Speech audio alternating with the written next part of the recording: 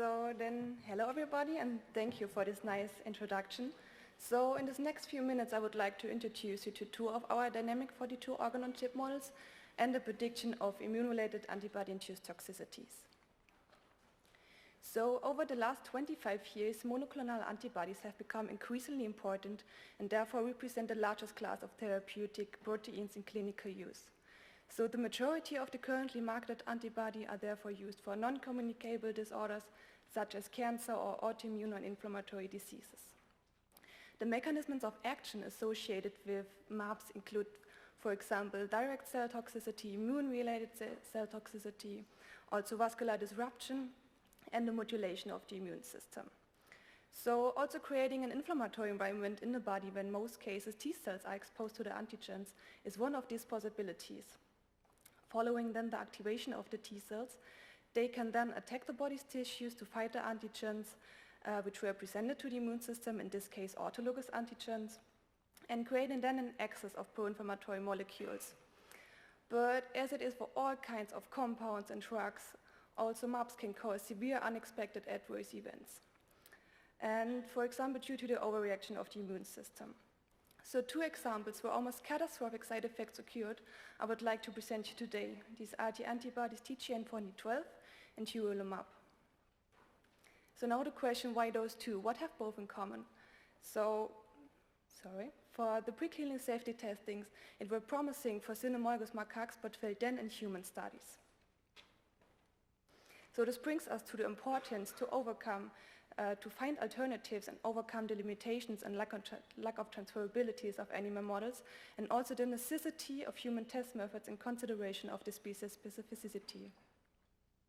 Before we come to some results, I would like to introduce you now first to the two antibodies. So at first we have the TGN-4012 antibody, which was developed in the early 2000s by T. Gennaro and was thought for the treatment for autoimmune disorders or cancer. It is CD28 specific, which is mostly expressed on T cells, and as a superagonist, it don't need any costimulatory signal for the triggering of the T cells. So why now a nightmare? In the preclinical testings, it was extensively tested in cynomolgus macaques, and high doses were expected to be safe in humans.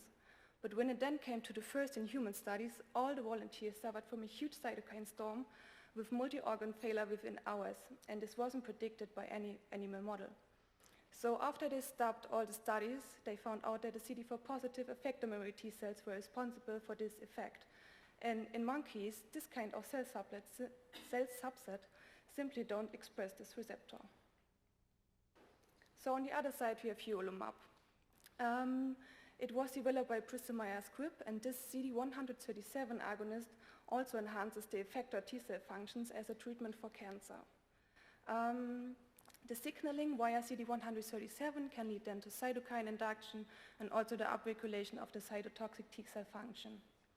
And also here the preclinical safety testings were promising and categorized this antibody as safe, but all the clinical studies were stopped after 2 hepatotoxicity-related deaths occurred.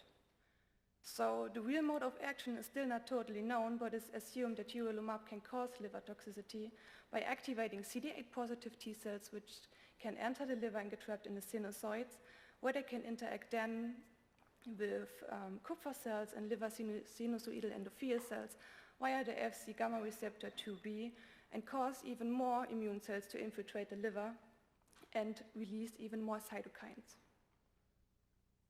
So the first step now was to evaluate these clinical parameters and the side effects which occurred in humans and are typically for these two antibody treatments. So as you can see, there are a lot of parameters, but only a few which can be measured in vitro models. So we picked these now and try to bring them in a microphysiological system, as we have seen that animal models simply can't predict this kind of toxicities. So therefore we developed an organ-on-chip model, as you can see it here. In this microchip, in this biochip, we have a semi-permeable,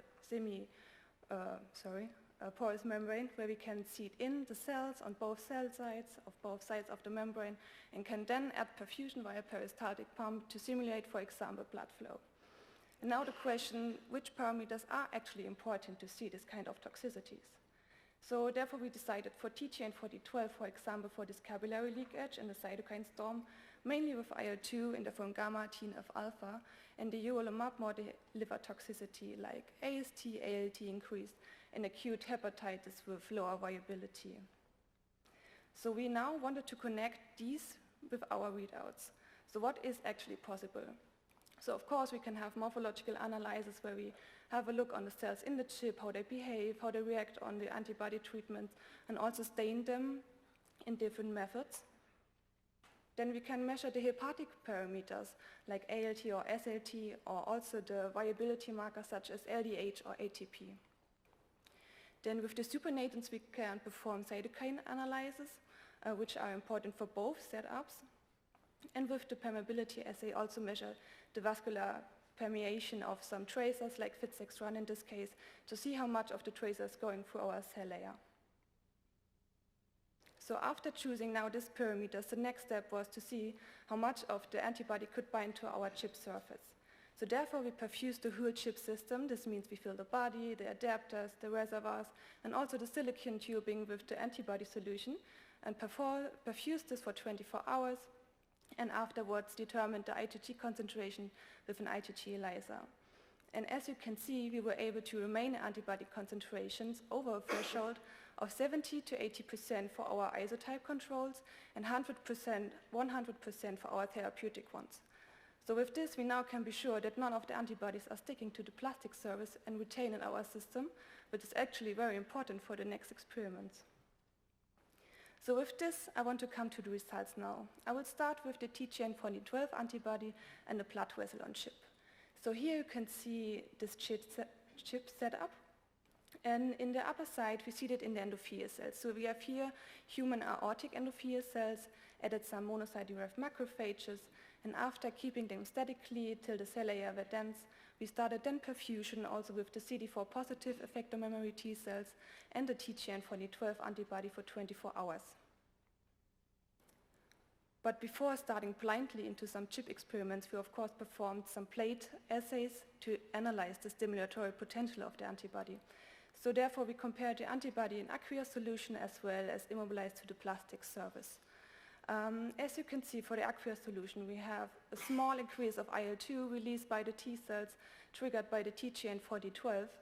But for the immobilized antibody on the right side, we can indeed see a strong response caused by the TGN4012 on the T cells because of better accessibility. So this raises also the question, what impact could it have now on our chip system? So with this, we started now some first chip experiments where we perfused then our endothelial cells at first with the T cells and the antibody. So also here you can see that we have a small increase of IL-2 caused by the T cells comparable to the plate experiment. But we wanted now to increase this effect to have even more cytokines and make it more physiological and adding some PBMCs additionally to the T cells in the system. So with this, we were now able to increase the IL-2 levels more than 10-fold. And what is visible in both setups, that we have some variances between the single values, which is simply due to the donor dependencies. So we also checked for viability, therefore we used the LDH measurement and haven't seen huge differences so far, but what we have also expected as we want to see vascular leakage and novel cell destruction in this case. So when I talk about vascular leakage, we therefore use now the permeability assay with FITSEX1 after the 24 hours of treatment. So as you can see in the left, unfortunately, we haven't seen huge differences so far, haven't seen the differences seen so far in the permeability assay, but when we have a look in the immunofluorescence staining of the adherence junctions like the E-cadherin, we see indeed there is an effect on the cell barrier, and maybe we are just in the wrong time frame. So why am I mentioning this? Because afterwards we went then for the positive control for IL-2, perfused our endothelial cells with IL-2 and saw then that already after 60 minutes of treatment there is a huge impact on the cell layer compared to our control setup, and not after 24 hours as we have done this for the TGN4012 antibody. So now we see the differences in the permeability assay as well as in the immunofluorescence staining. So this time point fits much better. To conclude on this, so we evaluated now the cytokine release by the T cells in the plate format as well as in our chip system, and also the breakdown of the adherent junctions. for the future, we want now to adapt the TGN-1412 incubation times more similar to the clinical observations, as we have done as for the IL-2, and also want to incorporate some smooth muscle cells and also permeability measurement into the chip system to have it even more sensitive. So with this, I want to close now the topic with TGN-1412 and the blood vessel, and want to continue with the urolumab antibody and the liver on chip. So here you can see that we have now two cell layers. We have in the upper chamber our endothelial cells, in this case liver sinusoidal endothelial cells, added some monocyte-derived macrophages, and on the other side, on the lower compartment, we have then the hepatocytes, in this case the HepRG cell line. So the hepatic cells we kept statically for the whole cultivation time and just perfused the endothelial cell layer, in this case with the CD8 positive T cells and urolumab for 24 hours. Also here we have started with some plate experiments. After checking the T cell activation, the CD137 expressions on the T cells, and also the binding of urolumab on the T cells, we now started with some co-culture models. So we have here HepRG in a plate, added the T cells and the urolumab antibody for 24 hours, and checked then, for example, for the interferon gamma release, and saw that we have indeed small increases of interferon gamma caused by the T cells, but no differences on the viability level so far. Therefore, we added now some macrophages to have also the Fc gamma receptor 2b present in the system, and with this we were able to increase now the effect more than twofold compared without macrophages. So, and also now we can see some slight differences in the LDH levels, that these were elevated after the urolumab treatment compared to our ISO control. So with this, we then started also now some first chip experiments. So this is here just preliminary data, just first experiments to show you something. So the first thing was that we evaluated if the T cells can really bind on our cell layer, or if they just stay in perfusion the whole time. So we stained the vascular layer in the T cells and saw that indeed the T cells can bind our vascular layer and can also go through the membrane on the hepatic side. So we measured some first enzymes like coenzyme A, perforin, which are typically for cytotoxic T cells, and also saw here some elevated values. So we checked then via live cell imaging also the mitochondrial activity, and saw that after the urolumab treatment we have indeed a decreased mitochondrial activity, but on the other side the reactive oxygen species accumulated in the hepatic site. So this could be now some first hints that we're on the right way and that we can see liver toxicity in our system. So also to conclude on this, we evaluated now the T cell isolation, the activation in the plate, as well as the binding on of the T cells and the urolumab. So we started now also to building up a quadruple liver on chip model, and now for the future want to refine the T cell stimulations by urolumab to have even more significant effects, and also refine our readouts for liver toxicity. So with this, I want to come to an end and want to thank you all for your attention. So I also want to thank my colleagues for contributing to this work, and also thank Boehringer Ingelheim for providing the in-house produced version of urolumab, and also IMSAVA for supporting this work. So as my last words, I would like to invite you to two posters of my colleagues, which were presenting the pancreatic cancer spheroid on chip and also the colitis on chip model. So I'm sure they can answer your questions if you have some. And also would like to invite you to the session tomorrow, where two of our collaborators have a talk and will also presenting the intestine on chip approach. And if you still don't have enough, we also have our Dynamic 42 Academy if you want to get in touch now with our chips and want to have a hands-on workshop. So if you have any questions, feel free to visit us also at our booth. Thank you very much.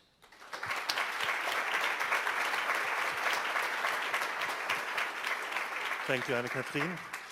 Do we have any questions? Yes, please. Thank you very much for the excellent talk. I'm Tetsuo Araki from Kyowa.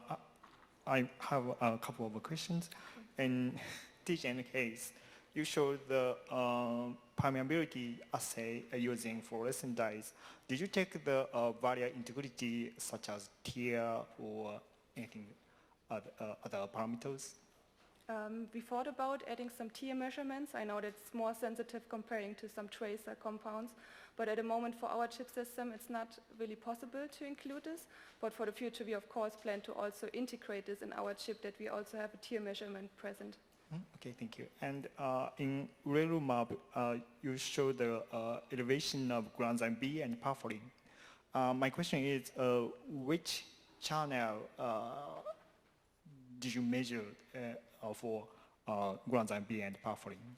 So liver or endothelial cells channel? So we took samples as well as from the vascular side as from the hepatic side, but in this case we saw the elevated cytokines more on the hepatic side.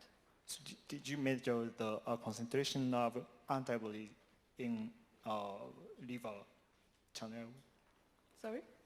My question is, if you